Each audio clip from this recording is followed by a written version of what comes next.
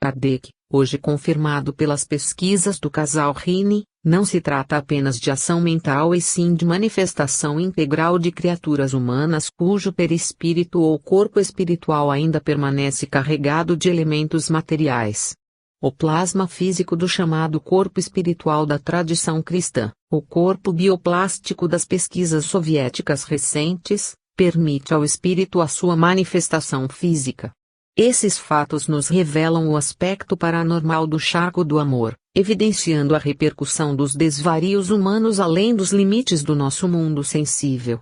Nossa responsabilidade no campo das sensações é muito maior do que podemos imaginar. Nossos pensamentos, desejos e viciações contagiam não apenas os companheiros da existência terrena, mas também os nossos vizinhos do mundo espiritual interligado à Terra. Muitas criaturas perturbadas por desequilíbrios sexuais não passam de espíritos fracos que se deixam influenciar por entidades grosseiras, as quais lhes transmitem sensações físicas, constatado nas pesquisas psíquicas do século passado e deste século. Não se trata de uma questão de crença ou descrença, mas de fatos comprovados em pesquisas científicas, por cientistas eminentes e de todos os grandes centros universitários do mundo. As religiões que continuam encravadas no passado, alimentando o diabo na ignorância popular, em nome de seus dogmas obsoletos, assumem grande responsabilidade por sua teimosia nesta hora de profunda renovação cultural. O amor não é mais o tema lírico dos poetas do absinto, nem o caminho do céu coberto de flagelados e ciliciados, é a realidade gritante da carne e do espírito, sobre a qual podemos construir o inferno das sensações destruidoras ou um mundo feliz do equilíbrio e da paz. O charco do amor transbordou, com o aumento numérico e potencial de seus afluentes de após-guerra. A sensualidade sem freios dominou o mundo. Romperam-se as comportas da moral burguesa e a pornografia saiu do fundo lodoso dos açudes para empurcalhar o mundo através dos meios de comunicação de massa. Ao mesmo tempo, os divulgadores da violência, os pregadores do ódio, da discriminação racial, da toxicomania, da libidinagem, do roubo, do suborno e da mentira conseguiram empurcalhar moralmente o mundo, já fisicamente poluído e envenenado pela ambição do dinheiro e do poder. Os homens se esqueceram da morte e não obstante morrem mais do que nunca, aos magotes, esmagados por suas próprias máquinas e maquinações tenebrosas. Como a população aumenta violentamente, os que sobrevivem acham bem que os outros morram para aliviar a carga humana da terra. Essa é a nova forma de amar ao semelhante, desejar que morram de qualquer maneira para que tenhamos mais espaço num mundo apertado. O amor virou desejo e loucura, retornando ao marco zero do egocentrismo calculado em bases estatísticas. Os futurólogos, profetas profissionais armados de computadores eletrônicos, preveem prosperidade para os ricos e miséria maior para os pobres, que são o lixo incômodo do mundo.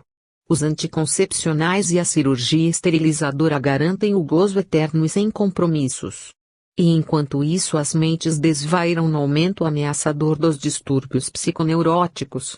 Enquanto ferve o caldeirão da loucura, as grandes potências, ciosas de seus segredos e seu poderio, preparam em silêncio a liquidação atômica do planeta. Adianta pregar o amor a esse mundo enlouquecido?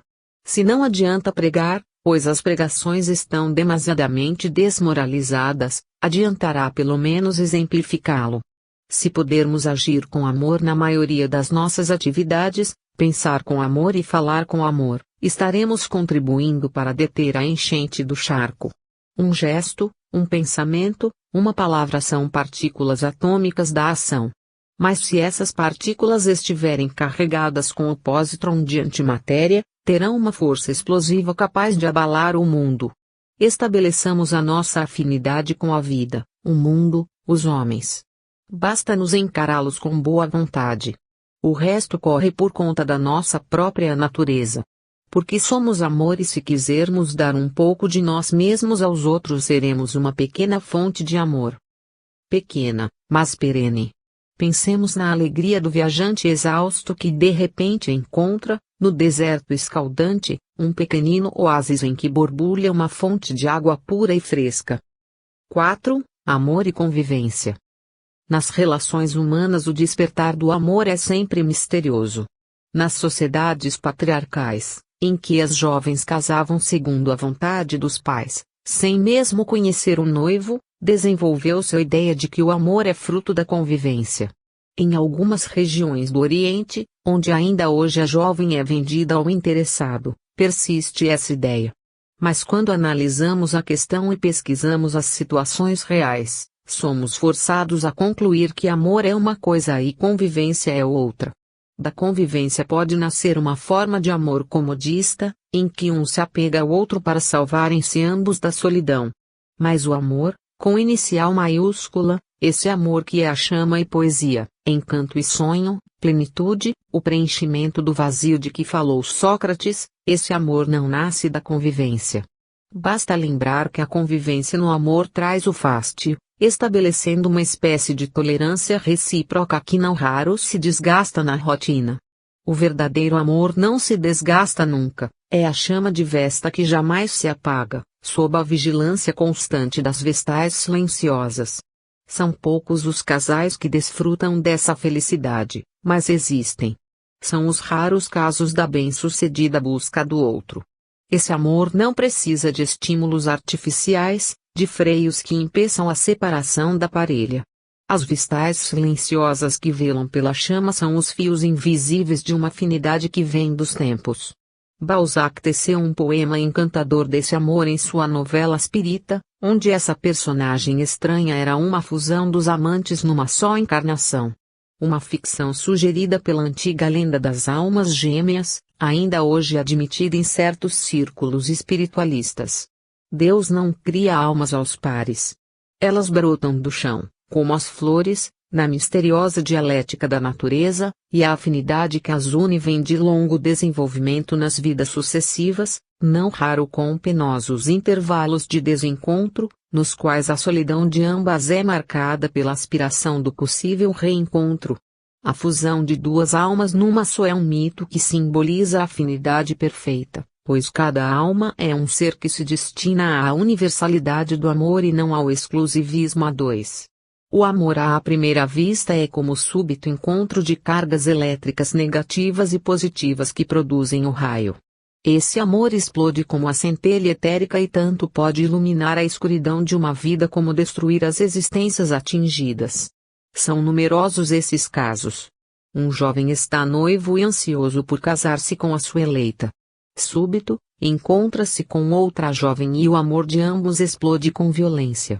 Suas vidas iluminam-se esse clarão, mas ao seu redor o espanto e o sofrimento esmagam outras vidas. Não há culpados nesse caso, o que se deu foi um fenômeno natural, produzido pela acumulação de energias psicoafetivas ao longo do tempo. A convivência vem depois, na rotina disciplinadora que transformará o ímpeto inicial na harmoniosa serenidade da afeição duradoura, permanente e invariável. Poderão surgir dificuldades entre eles, e certamente surgirão, mas todas serão vencidas pela força tranquila do amor. Se isso não se der, o amor à primeira vista foi o chamado a um ensaio para futuro reencontro nas vidas sucessivas. De qualquer maneira, a prova experimental valeu e fará que ambos se aprimorem para o ajuste necessário no futuro. Um sofrerá pelo outro e o sofrimento quebrará as arestas ainda existentes, preparando o amanhã. Os casamentos por interesse são maioria. Os fatores econômicos, financeiros, políticos e sociais não são os únicos que os determinam. Há também interesses de acomodação, a necessidade de organizar a vida, o desejo de casar da jovem que se julga envelhecer, o sonho de constituir um lar e ter filhos, a impossibilidade de encontrar o outro ideal, as conveniências provenientes de relações familiares tradicionais e assim por diante. Há também interesses sectários, ideológicos, profissionais e outros vários. Os interesses mais perigosos provêm do fetichismo. São as mais variadas e sutis as manifestações fetichistas.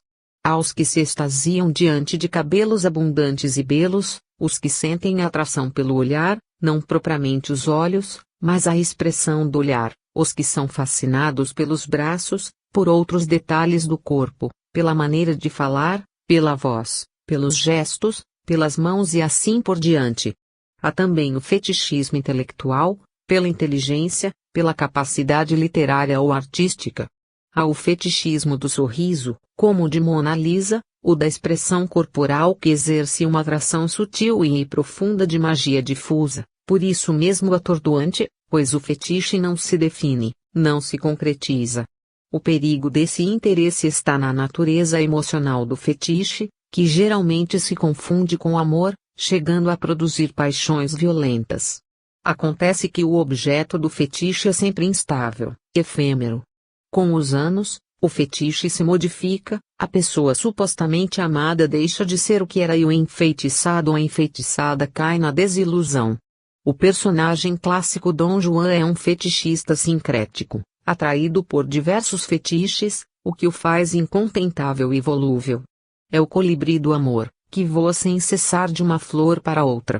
É inútil condená-lo, acusá-lo, repreendê-lo. O fetichismo é uma tendência da personalidade, pertencente à estrutura afetiva da pessoa. Daí a injustiça dos crimes passionais por motivo de volubilidade. O fetichismo tem seus graus, pode ser tímido e esquivo, moderado e controlável, exaltado e irrefreável. O que se tem a fazer é evitar o fetichista ou desfazer-se dele ou dela quando a tendência se agrava. Trata-se de um desequilíbrio da afetividade, com centralização ou descentralização da percepção estética. No caso donjuanesco, temos uma pulverização da estesia, com diversificadas concentrações em objetos vários, às vezes mais tensa neste ou naquele objeto. O fetichista não percebe isso, não sabe por que motivo. De um momento para outro, o seu interesse desviou-se fortemente desta para aquela pessoa. A concentração estésica nos fetiches é muitas vezes tão absorvente que o fetichista nunca chega à relação sexual. Contenta-se em pegar, acariciar os cabelos, roubar das mulheres porções de cabelo que passa a guardar como coisa sagrada, objeto de verdadeira adoração. Kardec relata um caso de fetichismo pelas mãos, ocorrido na França, em que um velho operário, que morreu com bolsa amarrada no peito, por baixo da camisa, trazia ali, por muitos anos, o esqueleto da mão de sua mulher, há muito falecida. As palavras fetiche e fetichismo, francesas, foram derivadas do português, feitiço, nome dado pelos portugueses aos ídolos mágicos dos negros do Senegal. Não podemos usar a nossa palavra feitiço, nestes casos, porque fetiche adquiriu um sentido mais amplo e tornou-se um termo técnico universal.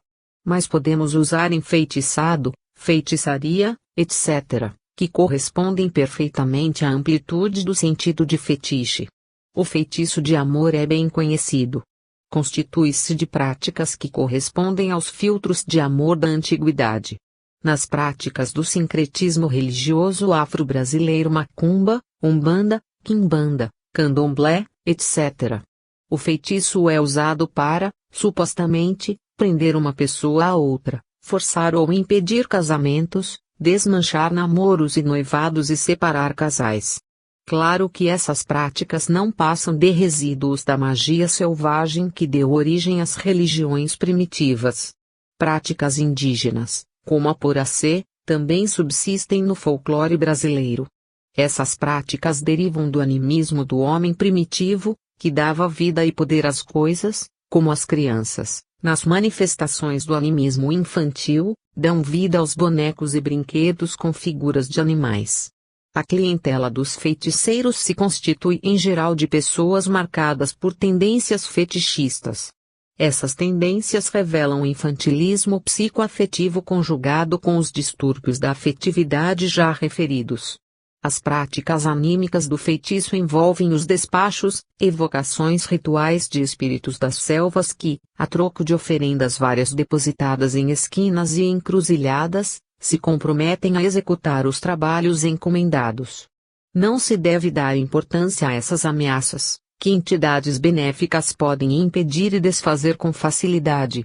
Se ajudarmos o feiticeiro com a nossa crendice e mostrarmos temor do pretenso poder dos seus despachados, abriremos a eles as portas da nossa fortaleza interior e poderemos sofrer algumas perturbações passageiras.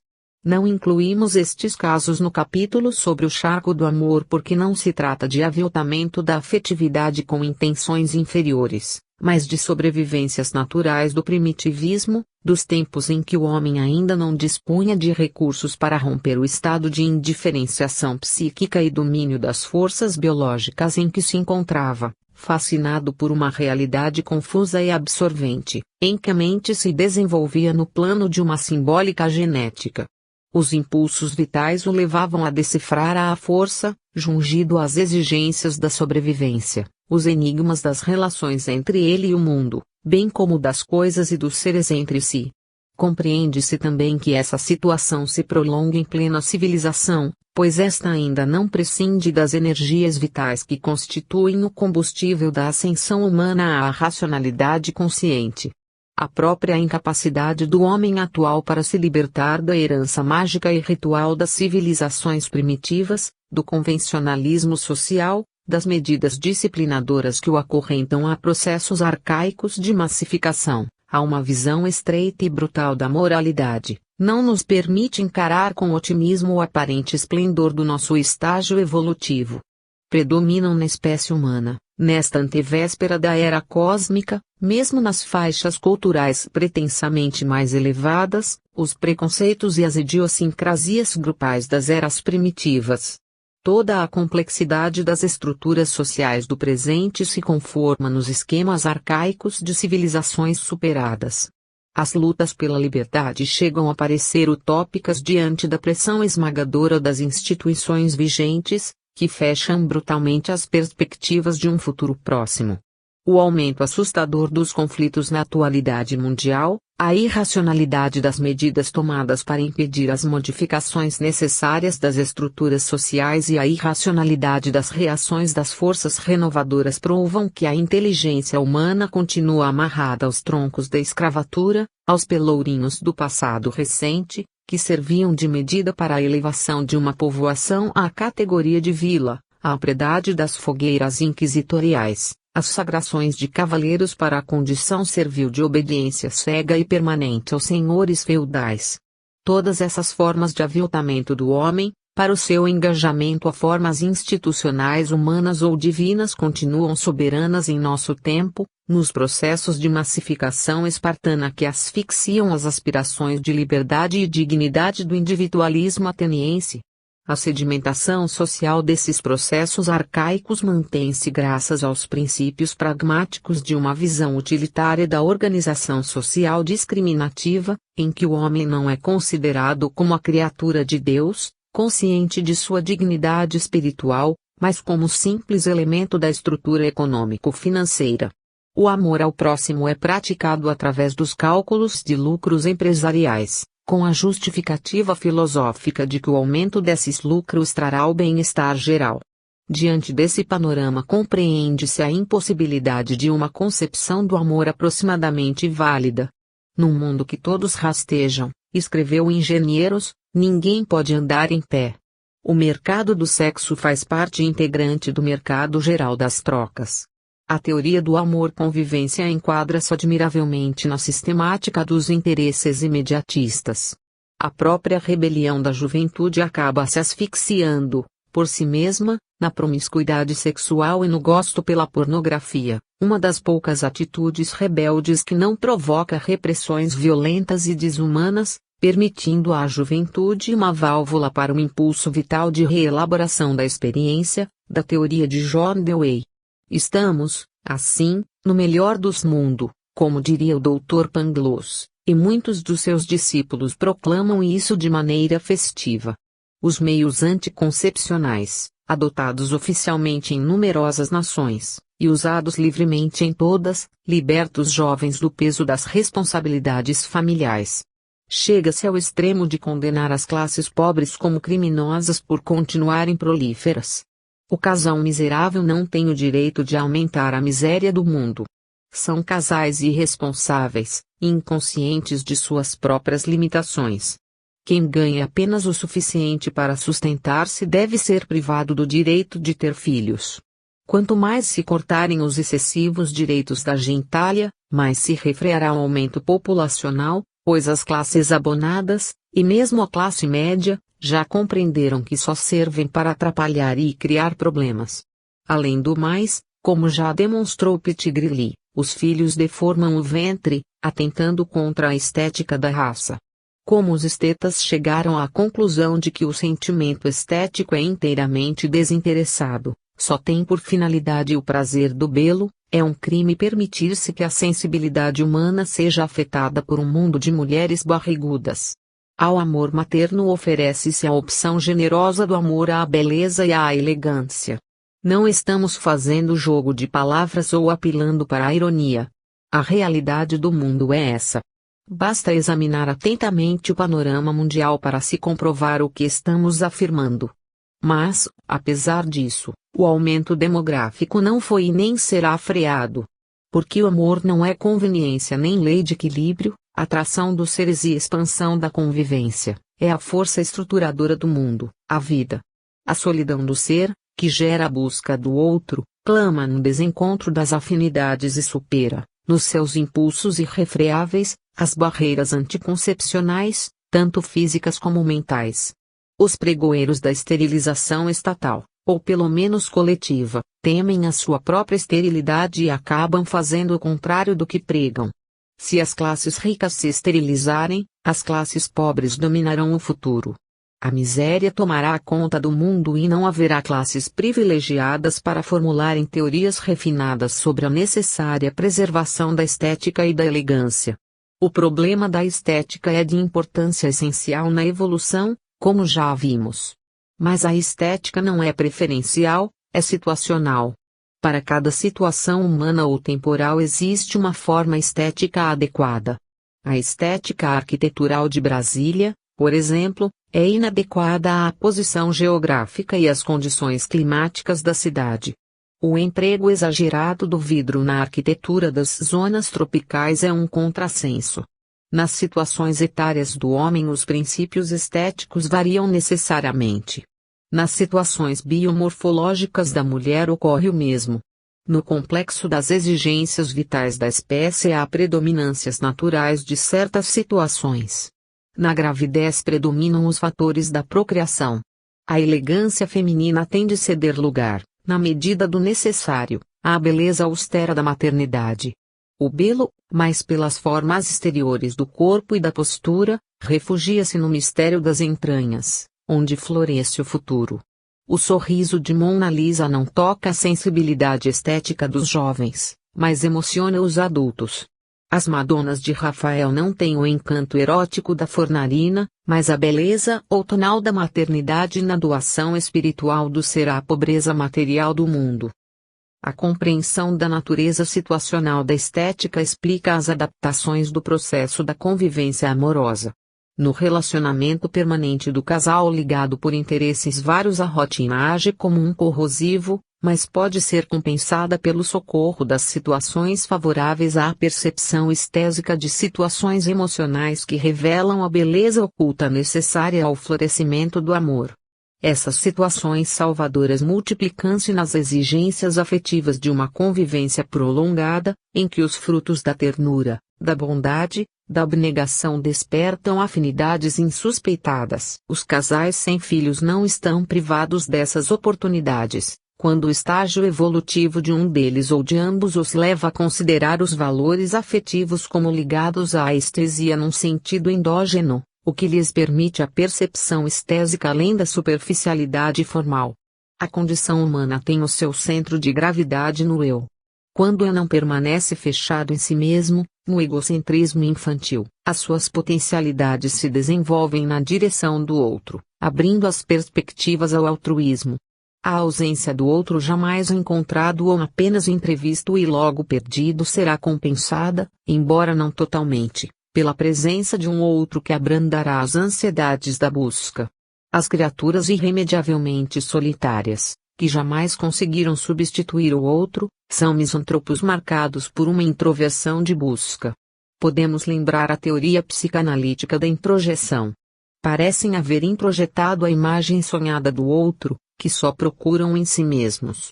Condenaram-se ao isolamento do em si e não conseguem revogar essa condenação. mas podem encontrar saída nas derivações da atividade prática, especialmente se dotados de vocação estética. 5. As metades biológicas. O problema das diferenciações sexuais foi resolvido pelo homem, na selva, em detrimento da mulher. Uma solução pela força. Daí as designações de sexo fraco e sexo forte, primeiro e segundo sexo. O fato de o mito bíblico colocar Adão em primazia no ato da criação, fazendo a mulher sair de uma costela do homem, sancionou na religião hebraica a primazia e a supremacia do homem. O apóstolo Paulo, homem esclarecido e de inteligência penetrante, não conseguiu escapar desse condicionamento e deu à mulher uma condição de absoluta subserviência em relação ao seu Senhor. Fora do cristianismo a situação não foi diferente. Ainda no século passado uma das mais fortes personalidades espirituais da Índia, Ramakrishna, foi considerado com desdém por haver sido orientado por uma mulher. E se o mesmo não aconteceu a Krishnamurti, educado por Annie Besant, isso se deve ao fato de sua revolta contra a mestra, proclamando de maneira espetacular a sua independência. Já não admira o caso de Mary Baker Eddy, nos Estados Unidos, fundadora da ciência cristã, que logo se impôs como condutora de homens e mulheres. No clima bíblico da grande nação do norte, a tradição das mulheres dalílicas, capazes de cortar a cabeleira mágica de Sansão, derrotou facilmente a ilusão do sexo fraco. Segundo a teoria de Margaret Mead, podemos dizer que os bebês valentões e beberrões do estranho mundo norte-americano, místicos e pistoleiros ao mesmo tempo, sentiram-se amparados pela mulher divina que negava a doença e a morte em nome de um Cristo Majin USA, suficientemente esquizofrênico para garantir a imortalidade à espécie. O mito do matriarcado poderia tomar consistência com as teorias de Eddy nos Estados Unidos, onde as mulheres conseguiram, graças à psicologia do êxodo, imigração forçada por motivos religiosos, que igualou homens e mulheres no trabalho intensivo de adaptação à nova terra. Nessa psicologia, o sentimento de orfandade parece haver provocado no homem. 39. Norte-americano o complexo de Édipo, que se traduz na condescendência para com a mulher e na violência brutal contra o homem. Resultaria daí o aspecto matriarcal da nova civilização. Na realidade histórica, o matriarcado não passa de um resíduo das sociedades primitivas, em que os homens descarregavam nos ombros frágeis da mulher a responsabilidade pela família, enquanto enfrentavam as guerras ou entregavam-se à caça e à pesca. Uma espécie de engodo, no qual a mulher se considerava dominadora dos indomáveis espertalhões que lutavam ou se divertiam à distância. Na própria tese de Margaret Mead, o modelo selvagem de matriarcado que ela apresenta não foge à forma de transferência de encargos penosos. Quando nos distanciamos desse problema, o suficiente para escapar ao seu campo magnético, o que nos espanta é a maneira ambivalente com que o homem, em todos os tempos, tratou e trata a mulher. Tem-se a impressão de duas espécies diferentes de seres humanos que procuram assimilar-se e entender-se inutilmente através dos séculos. Ao mesmo tempo em que exalta a mulher, que a reverencia, a ama e deseja, também a humilha, despreza, maltrata e mata. A superioridade masculina decorre da maior força física do homem e do seu maior desembaraço no tocante aos problemas genéticos. Fora dessas condições naturais, todas as demais vantagens decorrem das situações criadas na vida social. Para honrar e defender a mulher, o homem a submeteu a todas as pressões e proibições de participação nas atividades comuns da existência. Não obstante, teve de reconhecê-la como mãe, esposa, filha, companheira necessária e fonte dos seus estímulos e inspirações. Assim, a ambivalência se explica pelas próprias exigências de uma forma de relação profunda e vital, em que o amor e o ciúme se alternam com o ódio e o desprezo. A mulher é senhora no amor e escrava no ódio. É tirana no ciúme e vítima no desprezo. É a guardiã da honra e a causa da desonra. Ao homem tudo é lícito, embora nem tudo lhe convenha, como advertiu o apóstolo Paulo, mas à mulher só é lícito o que convém ao homem. estranha forma de amor que se desenrolou nos séculos e milênios de tragédias passionais, aviltando a espécie. 40. As raízes dessa situação estão na dialética de vivência e existência que se resolve na síntese do humano. E esta síntese, que avança para a síntese maior do espírito, realiza-se no plano biológico, nas duas metades que constituem o ser humano completo. As metades humanas homem e mulher são individuais e independentes em sua essência existencial, o que vale dizer enquanto espíritos. Mas no plano biológico e portanto vital, são interdependentes. A unidade da espécie é biopsíquica, nela se juntam o ser corporal e o ser espiritual. O corpo não é apenas um agregado material dirigido pelo espírito. Ele se constitui da massa genésica do planeta, dos elementos que vêm das entranhas da Terra, elaborados através dos reinos sucessivos e hipostásicos da natureza, até atingir o aprimoramento da carne humana, capaz de germinar, florir, frutificar e morrer, como os vegetais e os animais, e principalmente, capaz de refinar-se em camadas sutis como a do córtex cerebral e as fibras sensíveis dos nervos, para ajustar-se aos impulsos dos mecanismos sutis do espírito. Nessa duplicidade e reciprocidade de interações complexíssimas geralmente confundimos, como advertiu Descartes, o corpo com a alma. E por isso acreditamos que a morte do corpo é o fim, o aniquilamento total do ser. E por isso confundimos o amor com o desejo, o êxtase espiritual do amor com as sensações eróticas do gozo. Nessa confusão o homem e a mulher se consideram mutuamente como objetos de desejo. O amor se reduz à atração dos sexos, a uma necessidade comum da vida, sem maiores consequências no destino individual e coletivo. Ante essa concepção prevalece o conceito de objeto, que dá ao homem, como mais forte, o direito de subjugar a mulher e transformá-la em sua posse, propriedade privada e sem vontade própria. De sua parte, a mulher reage da mesma maneira, envolvendo seu homem, propriedade particular e exclusiva, nas suas exigências e nos seus caprichos. Forma-se assim o conflito vital em que as metades biológicas da espécie não geram apenas vida e amor, mas sobretudo guerras e destruições. A família se constitui sobre esses fundamentos, estruturando-se em princípios orientados pelo instinto de conservação, que oprime a cada um de seus membros e a todos, gerando as situações abusivas que conduziram Grécia e Roma à autodestruição. A invasão dos bárbaros foi o socorro providencial das forças vitais, intactas e explosivas nas raças primitivas, para evitar a destruição total da espécie humana e de suas conquistas materiais e espirituais. Não é de espantar que as reivindicações do feminismo sejam praticamente masculinizantes. A mulher e o homem são metades de uma unidade a que chamamos ser humano. Se o homem é de constituição física mais forte, a mulher é mais forte no tocante à constituição orgânica.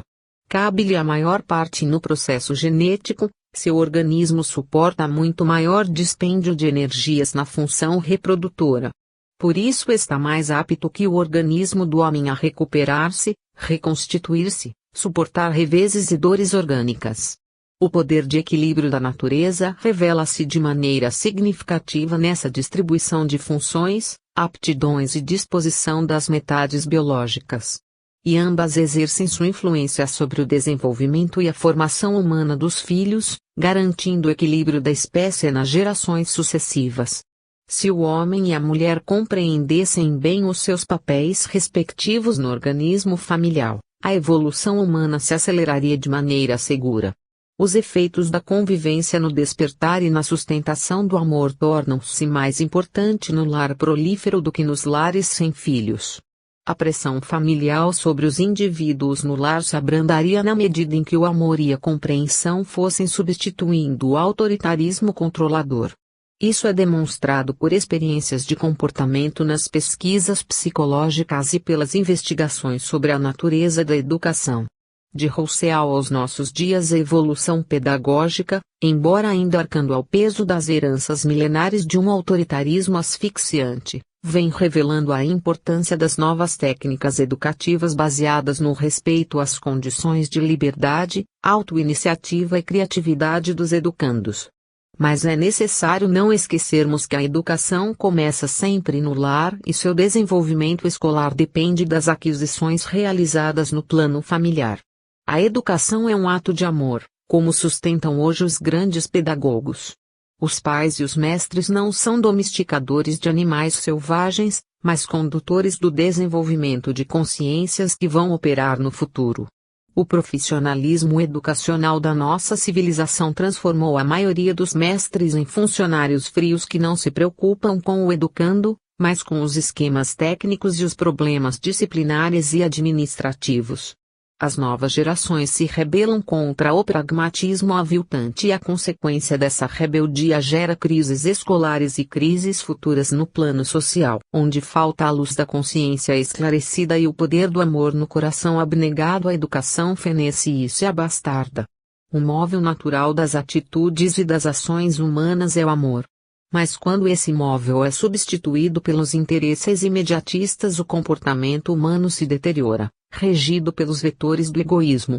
Se o mundo atual se mostra desumano e egoísta é porque faltou, na educação das gerações angustiadas a que pertencemos, a seiva do amor. A brutalidade do nosso século é consequência das opressões exercidas em nome de interesses particulares ou de castas e grupos privilegiados nos séculos anteriores.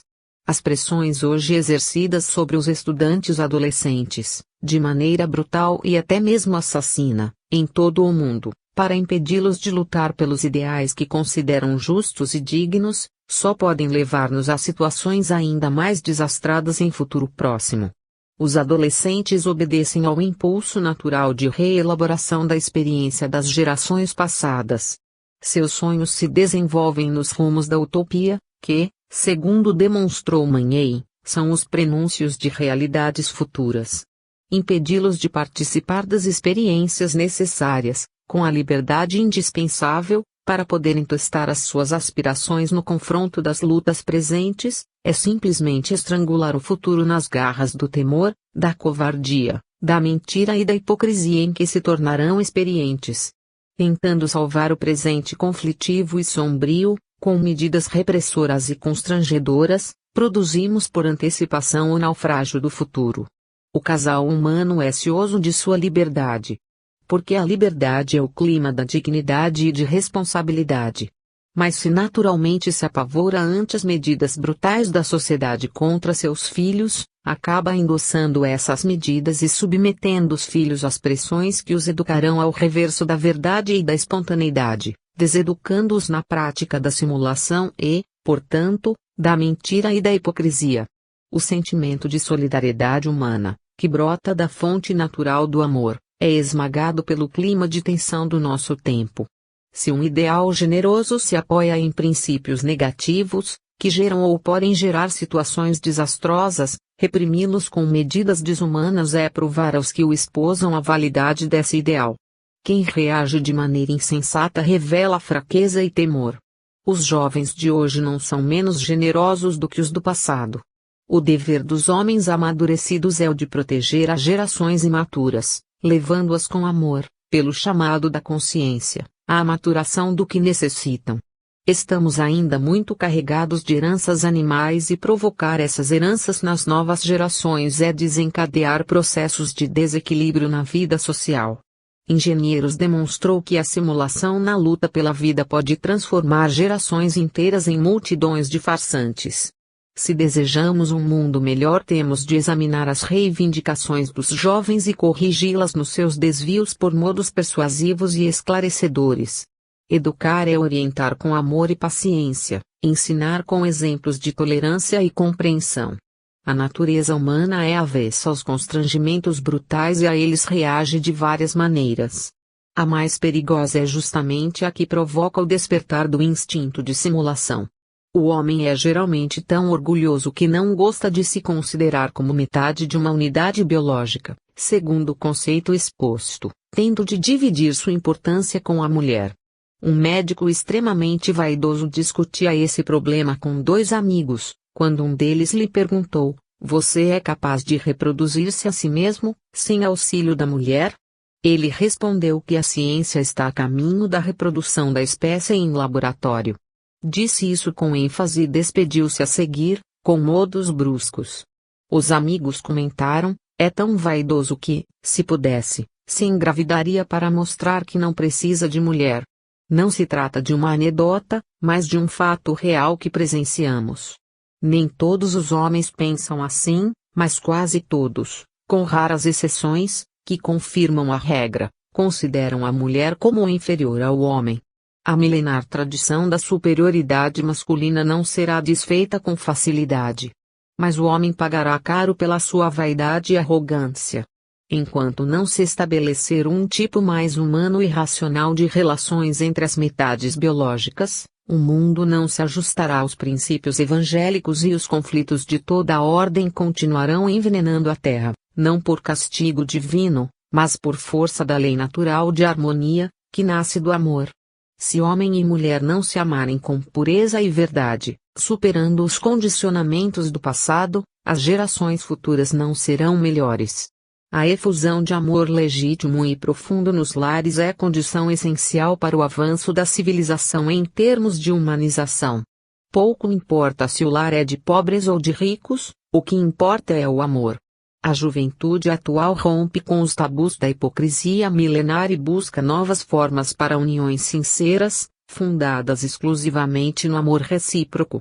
Esse é um dos sinais dos tempos que assustam os conservadores, mas prenunciam novas aberturas para as formas do relacionamento amoroso. Um casal que realmente se ama, não apenas um lar com alguns filhos, pode criar um mundo novo.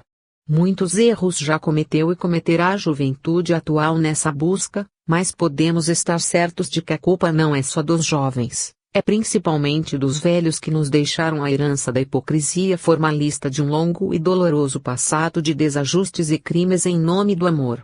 As metades biológicas assim definidas por sua função criadora não são apenas biológicas, mas também e sobretudo espirituais.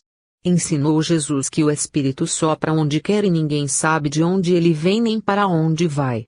Duas metades que se encontram e sentem a atração mútua, sensorial e afetiva, descobrem sua afinidade e isso as empolga. Se a afinidade for apenas superficial e, portanto, sensorial, logo se desfará. Mas se tiver raízes profundas na afetividade, continuará a crescer com o tempo. Sartre e Simone de Beauvoir fizeram essa experiência na mocidade. Ligaram-se condicionalmente, admitindo até mesmo a liberdade completa para ambos. O barco da união não navegou apenas em águas mansas. Vários incidentes amorosos ocasionaram transtornos em tempos aflitivos. Mas todos os acidentes passaram e eles chegaram à velhice unidos como no princípio. A afinidade era real e cresceu com o tempo. Hoje, Jean-Paul Sartre está velho e cego e Simone pôs os seus olhos a serviço do companheiro, para que ele não deixe de atualizar-se quanto às novidades culturais do século. Ambos são ateus e materialistas, mas obedecem muito mais aos preceitos cristãos do que a maioria dos casais religiosos que não escolheram o amor para fundamento único de sua união. Quando Sartre e Simone visitaram o Brasil e ele proferiu uma conferência filosófica na Faculdade de Filosofia, Ciências e Letras de Araraquara, o vigário local fez distribuir folhetos na cidade acusando-os de vida imoral. O piedoso vigário perdeu excelente oportunidade de explicar ao rebanho que o amor independe dos formalismos sociais, pois tem suas raízes nas leis de Deus inscritas na consciência e no coração dos homens. Adão e Eva, segundo a alegoria bíblica, viviam no jardim do Éden e nunca submeteram a sua união espontânea a formalidades sociais, mas formaram a primeira sociedade hebraica para povoar o mundo amando de Deus. Expulsos do Éden, não foram procurar assistência formal no país de Nod, onde seu filho Caim se casou e constituiu família. Continuaram a viver como corpos e almas afins, ganhando seu sustento com o suor do rosto. A condenação que Deus lhes impôs foi enfrentar as experiências do mundo para continuarem a desenvolver as suas potencialidades humanas. Nem mesmo Deus Javé dos judeus, irascível e guerreiro, quis puni-los com o rigor daqueles tempos, porque eles se amavam. 6. Amor e sexualidade. Tanto no fetichismo, quanto nos desvios sexuais de homens e mulheres, torna-se evidente a variedade de objetos nas manifestações do amor. Essa é uma das provas da universalidade do amor que podemos considerar como uma forma de energia cósmica ainda não pesquisada e conhecida pelas ciências. A tese de João Evangelista, Deus é amor, faz-nos lembrar esta expressão do apóstolo Paulo: em Deus vivemos e nele nos movemos. Preocupados com o amor humano, psicólogos e filósofos até hoje se interessaram quase exclusivamente com essa forma lírica e dramática do amor entre duas criaturas. Mas tanto na filosofia grega, quanto nas chamadas filosofias orientais, houve sempre grande preocupação do amor como um elemento da natureza que impregna todas as coisas e todos os seres. No Ocidente, o domínio das teologias, que se apossaram da inspiração grega para tratar do amor em sentido divino, parece haver impedido os grandes pensadores de se aprofundarem no assunto. As teologias, seguindo o exemplo de Tertuliano, se apossaram do amor por direito de uso capião. Era sempre arriscado mexer nessa questão. O Renascimento, por sua própria tendência, considerou o amor em termos de poesia e fábula, encantando-se com os amores mitológicos dos deuses gregos e romanos. Os amores dos deuses eram semelhantes aos dos homens e mulheres e vice-versa. Dessa maneira, o amor humano prevaleceu como única forma acessível à compreensão humana e possível de investigação científica ou filosófica. A psicanálise, nos primeiros desenvolvimentos da teoria freudiana, colocou o problema do amor no plano patológico. E nesse plano ele permanece até hoje para a maioria das pessoas, não obstante o progresso do próprio Freud no tocante à sublimação e ao superego, bem como os avanços teóricos de alguns de seus discípulos, particularmente Jung. Não se pode acusar ninguém por isso. Freud teve de entrar no estudo e na pesquisa do amor pelo subsolo da patologia. Por outro lado, o aspecto patológico é o mais dramático do amor e o que mais toca o interesse humano. O amor foi assim dividido em duas áreas, a da patologia e a do lirismo, geralmente confundindo-se essas áreas em vastas extensões. Os homens, recém-libertos da concepção geocêntrica do planeta, caíram felizes no filocentrismo do amor. Todas essas questões, e outras que delas se derivam, são temas para desenvolvimento futuro. Neste livro apenas as indicamos para demonstrar, mesmo através de ligeiros reflexos, quanto se tem a pesquisar sobre o amor. E a sexualidade é uma forma de manifestação do amor. Dessa maneira, o sexo quase conseguiu, nos domínios populares, apossar-se da palavra amor e reduzir a manifestação desse poder exclusivamente às suas funções. Mais do que um abastardamento, isso foi uma profanação. Hoje se diz, num eufemismo derivado da língua italiana, fazer amor, para se referir ao ato sexual. Na verdade, o amor pode e deve estar presente no ato sexual, e também pode não estar, o que é mais comum. O amor se manifesta na lei de gravidade que mantém a dinâmica celeste e em todas as formas de forças centrípetas, provocando união e fusão. Mas no homem as manifestações do amor abrangem toda a sua estrutura vital, existencial e psicoafetiva. No tocante ao plano vital, o amor é sensação. Não obstante, o apego à sensação, reduzindo o poder do amor a expressões periféricas, o deturpa e extingue. Em seu lugar surge a paixão, que não é exaltação do amor, como geralmente se diz, mas exaltação da sensualidade. Os crimes de amor nada têm a ver com amor, são consequências de desregramentos sensoriais, com perda do equilíbrio emocional e perturbações mentais. Matar por amor é um contrassenso. Uma criatura que ama não agride nem fere o ser amado, que é para ela objeto de veneração.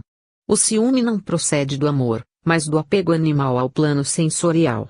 O animal é que ataca e fere por ciúme, nunca o homem, pois nele o amor se manifesta em ternura, adoração e consciência do valor do ser amado.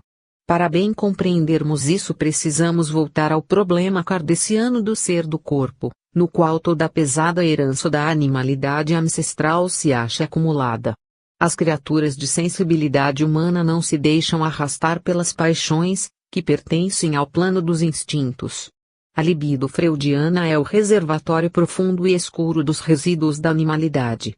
As sensações carnais se alimentam dessas energias vitais que se confundem com as aspirações transcendentes do amor na mente conturbada que as toxinas da paixão desligam do controle superior da razão.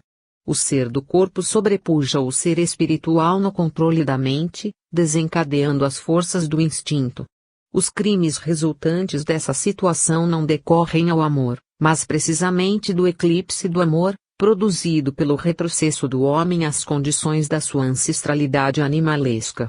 O crime passional pode ser definido como um caso de possessão infranímica, em que o criminoso é possuído por sua personalidade arcaica, em razão da falência de sua personalidade atual no delírio das sensações inferiores.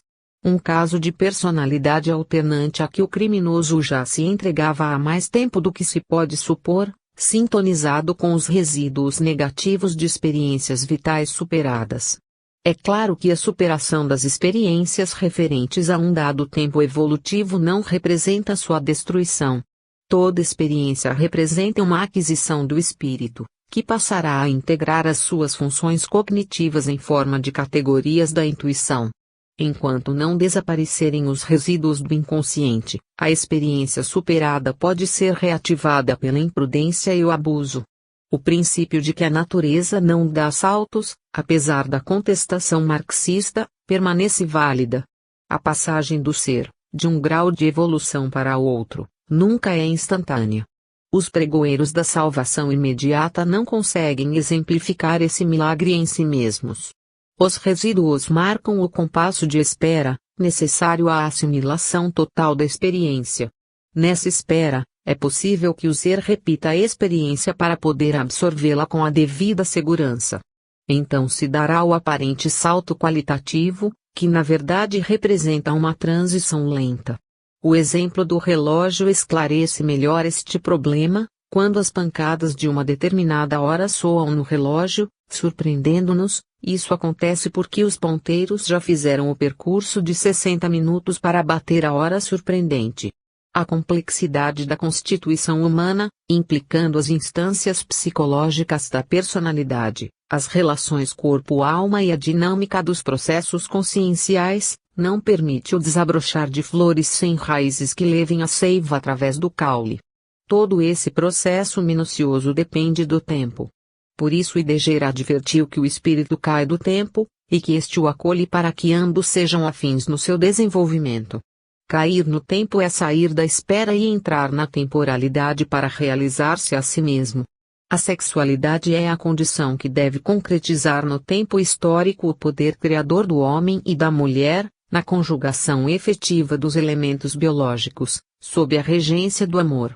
O sexo é o instrumento dessa realização genética que exige do casal humano a doação total dos poderes espirituais e corporais nele concentrados, no ato da criação. Como nos parece mesquinha a concepção vulgar do sexo como mecanismo animal de natureza inferior. A mecânica sexual do gozo pelo gozo é um aviltamento da função genésica, cuja finalidade última é a encarnação do ser, primeiro passo da ontogênese terrena. Nos casais evoluídos o ato sexual não se reduz ao prazer sensorial. Este é apenas a chispa do fogo vital que desencadeia todo o processo da criação humana. A mulher acolhe o homem em seu corpo e em sua alma sem a inútil agitação animalesca, e o homem a envolve no seu poder fecundante com a naturalidade e o êxtase do sol envolver a terra para fecundá-la. Só a mesquinhez do vulgo, do populacho incapaz de compreender a grandeza de um ato criador poderia ter feito disso motivo de escândalo, malícia e pecado. A expressão o pecado do amor é tão absurda quanto o ilogismo, matar por amor. Enquanto não formos capazes de discernir juízos opostos e continuarmos a confundi-los, não estaremos em condições de reformular nossa concepção do mundo. Em A Fonte, Charles Morgan faz Rupert, na hora da morte, perguntar a Julie, que o traíra com Lewis, não o amaste apenas com o corpo. Ela responde que não e acrescenta que nem ela nem Lewis o haviam feito por mal, mas por amor. Rupert voltara da guerra, mutilado. Seus olhos se voltaram para a mulher e para Lewis e declarou que não tinha ciúmes nem rancor, pois o amor de ambos não podia ser crime nem traição. Como poderia um homem possessivo, que considera a mulher como sua escrava, compreender e perdoar a traição em sua hora extrema? Mas Rupert era a antítese desse homem comum e boçal. Julia e Lewis eram ingleses e se amavam com profunda reciprocidade. Rupert, alemão, interferira sem querer, sem o saber, no destino de ambos. Mas ao reconhecer a legitimidade daquele amor retirou-se em silêncio. Que direito teria ele para exprobrar ou amaldiçoar aquela mulher? Não importavam as circunstâncias da guerra, da mutilação, da morte. O que interessava Rupert era o respeito pelo amor de ambos, por essa reciprocidade que ele não conseguira despertar em Julie. Maior que a sua paixão pela jovem, que as circunstâncias haviam lançado em seus braços, maior que o conceito humano de honra e que todo o escândalo que o fato pudesse provocar no meio social, Rupert via, diante dele, após a fogueira do ódio e da bestialidade da guerra, a verdade de um amor puro e profundo que a tudo desafiara para sustentar os seus direitos, a sua estranha dignidade que para o mundo era perfídia e desonra. Os conceitos humanos variam segundo o nível das consciências. Quanto mais elas se elevam, aproximando-se dos arquétipos da espécie, mais se distanciam das normas sociais que decorrem de costumes e tradições. Essas variações levaram os sociólogos a negar a existência dos princípios morais superiores, pois se moral vem de mores, costumes e estes variam, parecia-lhes evidente que a moral não provinha da consciência, mas dos hábitos e costumes de cada meio social. Esqueciam-se de que os costumes resultam não só de exigências misológicas, mas também de exigências conscienciais. Hoje, graças a Bergson e outros filósofos da moral, todos reconhecemos a ligação genética entre consciência e moral. Essa relação explica as variações da moral, sua evolução histórica através de fases bem definidas e as razões profundas de sua influência no campo dos problemas sexuais. No caso do triângulo amoroso Julie, Lewis e Rupert, a questão moral se coloca nos termos da legitimidade do amor. Este é o critério supremo que não reconhece as normas da moral comum, tipicamente social. O caso é específico. Julie havia sido aluna de Lewis na Inglaterra. Mudara-se muito jovem para a Holanda, em virtude do casamento de sua mãe viúva com um nobre holandês. Casara-se com Rupert, filósofo alemão, por conveniências de ordem familiar e social. Na guerra, Rupert ausentou-se do castelo de Inkendahl e Julie ficou sozinha. Lewis é preso na frente de batalha e posteriormente enviado a Inkendahl, com 2 companheiros, para ali permanecer como prisioneiro de honra. Seu reencontro com Julie reacendeu em ambos o amor aparentemente esquecido. Rupert, gravemente ferido e mutilado, enviava notícias de longe e os prognósticos a seu respeito eram os mais graves. Julie e Lewis não resistem à solidão num velho castelo e entregam-se aos anseios recíprocos. Rupert volta a Inkendahl para morrer e Julie não tem coragem de lhe revelar o que acontecera. Mas sua consciência a leva a contar-lhe a verdade, que ele já percebera, compreendendo que realmente interferira no destino de ambos com seu amor por Julie. Todo esse conjunto de justificativas naturais, entretanto, não impediriam a tragédia passional, se o caso não passasse entre 3 pessoas de condições morais e intelectuais elevadas. Prevaleceriam os preconceitos sociais, com todas as suas consequências, lançando a desonra sobre os 3 e suas famílias. Mas é necessário reconhecermos que em condições inferiores o móvel do caso poderia ser também inferior.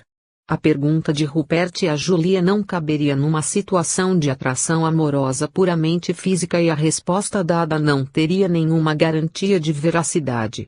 Isso demonstra que as variações sociais da moral têm seus fundamentos em condições evolutivas nas quais o instinto de conservação social estabelece, através dos costumes, os seus próprios dispositivos de segurança. E por isso, por sua vez, justifica a situação atual da Terra como um momento de transição, em que todos os problemas humanos estão submetidos a um processo de aceleramento na evolução do homem. A consciência humana se abre para as novas dimensões do real. O pivô da consciência se desloca para nova posição, modificando as perspectivas da sua visão do mundo. É natural que ao lado das mutações necessárias surjam excessos de toda ordem. Há consciências que resistem às mudanças, apegadas por milênios a condicionamentos que parecem irremovíveis. As reações são